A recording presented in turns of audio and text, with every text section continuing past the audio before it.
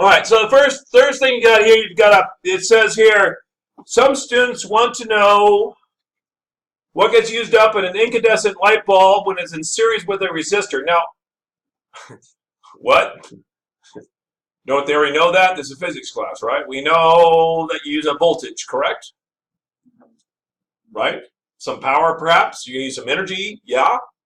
Those are what you're going to use. But, okay, let's pretend like we don't know for a while. And then it says here, in 1 second, do fewer electrons leave the bulb than enter the bulb? All right. 2, does the electric potential energy of the electrons change while inside the bulb? Okay, let's try this out. I've got here a power supply. Power supply. Do you want to write power supply next to it? That's fine. Nothing's going to get hurt by doing that. Then coming out of it, I need a resistor because they said there's a resistor. And then they said there's a light bulb. What's a light bulb? It's another resistor. Now, you could draw a light bulb. That would be fine. They'd accept that. Which is dumb. They shouldn't, but they will absolutely accept that. Because the assumption is you don't know what a light bulb is, which is a resistor. Duh. But don't know? Don't know. Now, because I have 2 resistors here, I might write resistor and light bulb. And if you drew a light bulb, well, then you don't have to do that, do you? Now, I want to measure how many electrons per second are traveling into and out of the light bulb. How am I going to measure that? I need an ammeter going in and an ammeter going out.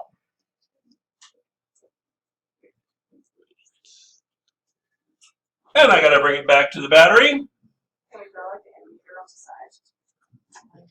If you drew it in parallel, it's wrong. You mean right here? Right here? Yeah. That's fine. Totally fine. As long as it's in series with the resistor and one is placed before and after, because the dumb question is, does it change? Answer, does it change, by the way? No. No, we're wasting time here, but we're going to do it anyways because they told us to. Now, how are we going to measure how much energy is lost across here? That's going to be power per second, which means I need to have a measure of voltage. Now, to be fair, you can do this without a voltmeter, but it's going to take a whole lot more explaining. Explain. Okay? They expect you to put a voltmeter there, and it has to be in parallel. You can't put a voltmeter here, right? Because it would measure the voltage between here and here, and that's not what I want to do. I want to measure the voltage drop across the light bulb, which means I need it in parallel with the light bulb.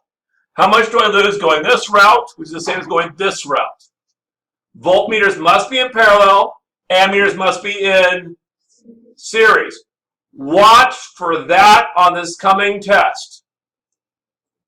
There's an awful lot of verbiage suggesting very soon they're going to put a voltmeter here and an ammeter here and see what students do.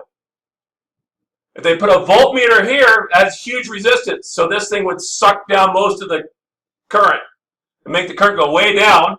And so therefore, this would be a huge resistance in the path, right? If I put an ammeter here, it's a short. It would go around this resistor. Because all the current, what does ammeters do? It's just supposed to measure the current and not change anything, right? Traveling through it. So they wouldn't change anything. It becomes a short, measures how much current goes around the resistor. This is the way it's supposed to go, though, right? And watch out for that on the test, because that's something they're going to throw out. I don't really agree with these people, but it sounds like they might throw that at you, which would be a reasonable thing for them to do. Yes? So what would we do with that? Like, I don't know, depending on the following question, but they said if they put a voltmeter here and an ammeter here, they say, why would this thing not measure, what would the voltmeter read? The answer is 0. Actually, no, it would read more than that because it would be a huge voltage drop across here because all the current would be slowed down. They'd have to give the resistance of the voltmeter or something to actually get a number out of it. So, and that, or they might not have that, just put the ammeter here. And they'd ask how much current's going through the resistor. The answer is none because it's all going around it because that's a short. Right? It's just like having a wire. Because ammeters act like wires if they're working really, really well. Fair enough? Mm-hmm. Okay. Don't know that's what they're going to do to you. Don't know how they're going to do it to you. Okay. All right, so, by the way, I'm going to go answer key for a moment. Is each part of this like 3? Do they always No. 4? A, 5 points. Part A is 5 points, guys, out of 12. Now, they gave you 1 point for a power supply. They gave you 1 point for a power supply. The resistor and the bulb are all in series. That was 1 point. Second point, connecting at least 1 ammeter was 2 points now, and it had to be in series. 3 points, connecting a voltmeter across the bulb in parallel. Now, you could get away with not having that, again, by explaining yourself really, really well later on. Best to have a voltmeter there, though. 4, for describing measurements that comply. Oh, we haven't finished that question, have we? Okay, so it's now going to do plausible measurements. So what would I do? Wait, I'm still on A. What the heck? Oh. Okay, students have adjusted a power source, insulated wire, blah, blah, blah, blah, blah, blah, blah, blah, blah, blah. Describe the experiment procedure that we used to make 1, 2. In your description, state the measurements you would make. Okay, so I would take measurements for current 1 and current 2. I would take them in ammeter 1, ammeter 2. Where are we supposed to write? Sorry, like steps, or like do they want like a big? They want to know what measurements you would take. So you're going to write down measurements I would take. And you would say, since it says variable power supply, that means I have different voltages here, right? I can change that voltage. So I could say I would change the voltages 5 times, and each time I would measure the current at 1, the current at ammeter 2, and the voltage at ammeter 1, or voltmeter 1. Does that make sense? And that would be sufficient.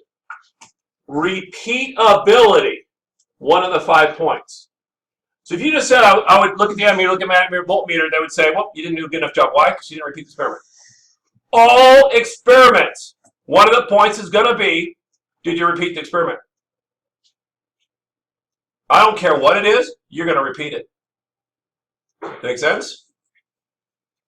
But whatever it is, I'm going to do it twice. I don't think there's a limit on how many times you have to repeat it. I'm going to do it 8 times because I'm a dedicated student.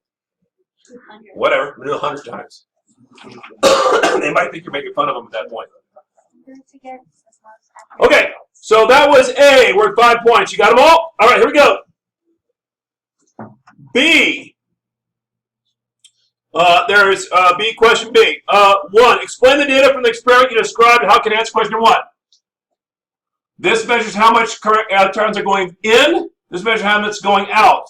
If they're the same, then in 1 second, the same amount of electrons are going through both. If they're different, then that's not true. Done. That make sense? Ursula, make sense? By the way, how many points is that worth? 1. Yes, 1 point for 1. You ain't kidding.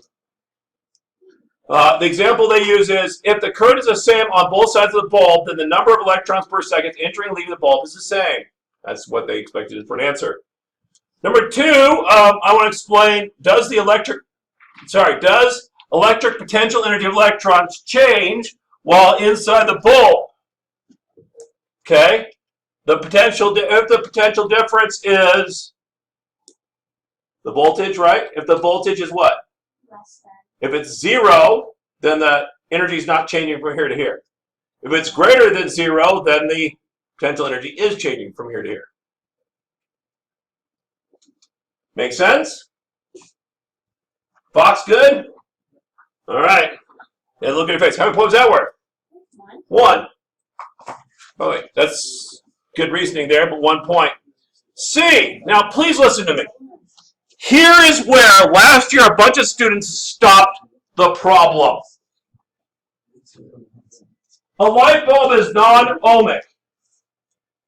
I don't know what that is. I'm done.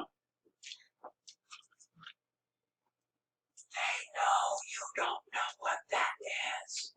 There are 3 times in this first year's free response where they did something that they know was not in your curriculum. Non-ohmic, absolutely nobody did it in America. And so you're like, how am I going to figure out what this means? Listen to finish the sentence. Because a bunch of you locked up, you thought, non-ohmic, oh, I'm done. A light bulb is non-ohmic if its resistance changes as a function of the current. So if you change the current, it changes the resistance. That's what non-ohmic is. They tell you what it is. In the problem, they tell you what it is. All three cases, they're told you what it is.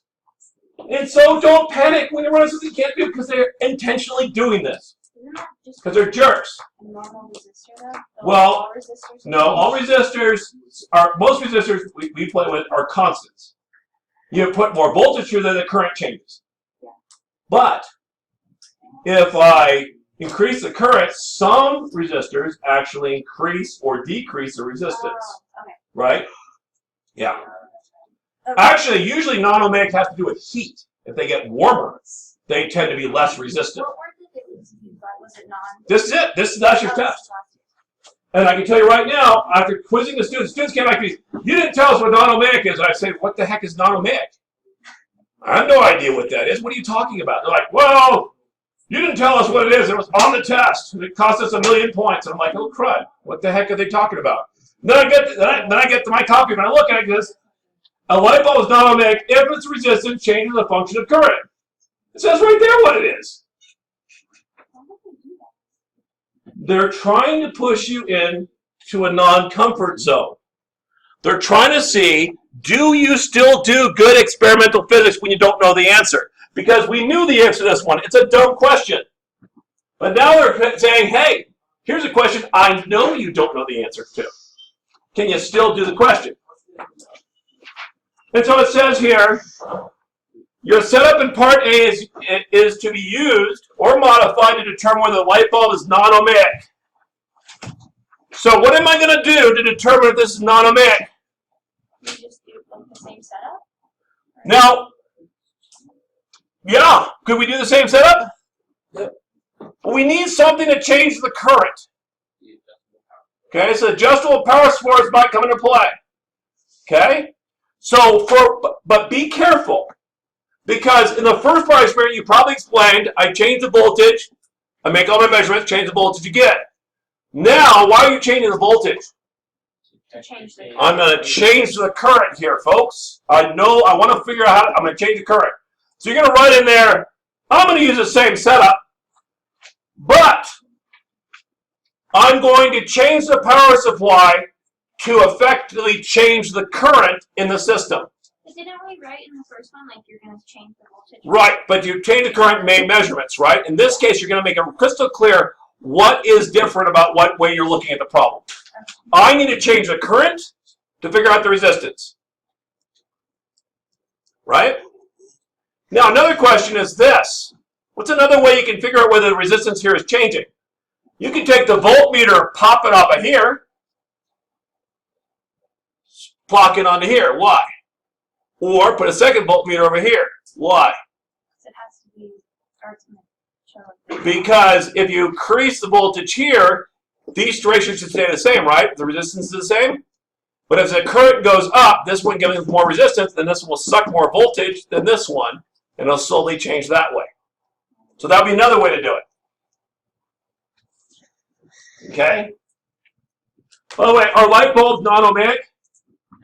No, they're ohmic. So this whole thing is silly. Okay? What additional data will need to be collected? Again, you got a new voltmeter. Which way are you going to do it? You need to measure current going in and how much gets absorbed. How much voltage gets absorbed? How is this resistance changing at all?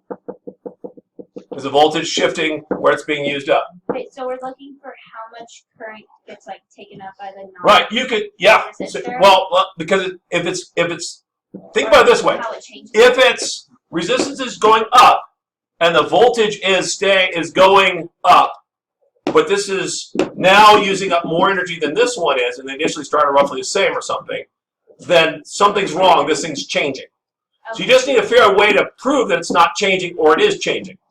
Okay. And there's about 100 ways you can do that. That's just one of them. And that said, they didn't ask you to make any measurements. They didn't ask you any numbers. You don't even need to know what non-ohmic was when you walked in the door, do you? Okay? All right. How would you analyze the data? So now you need to explain what you just did, right? You're going to explain, I would, change the power supply here. And note what happens to my ratio between